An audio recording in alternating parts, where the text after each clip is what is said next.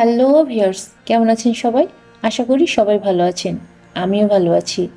গত পর্বে আমি দেখিয়েছিলাম সি দিয়ে খুব সহজেই কিভাবে ক্যাট আঁকানো যায়। আজ আমি দেখাবো ডি দিয়ে খুব সহজেই কিভাবে ডাইনোসর আঁকানো যায়। আর এই ডাইনোসর আঁকানোর সাথে সাথে আমি মজার একটি জোকস বলতে থাকবো।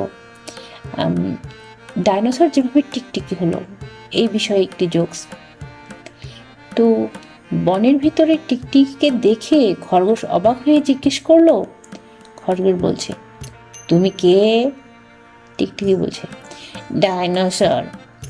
খরগোশ বলছে, বললেই হলো, ডাইনোসর তো কবেই বিলুপ্ত হয়ে গেছে। টিকটিকি বলছে, বিলকুল মিথ্যে কথা, ভয়াবহ অসুখে পড়ে আমাদের এই দশা হয়েছে। তো আজ এ পর্যন্তই। পরবর্তী ভিডিওতে দিয়ে কিভাবে আমি খুব সহজেই ছবি আঁকাই তা দেখাবো। আজ এ পর্যন্তই। সবাই ভালো থাকবেন, সুস্থ থাকবেন, আমার চ্যানেলের সাথেই থাকবেন। ধন্যবাদ।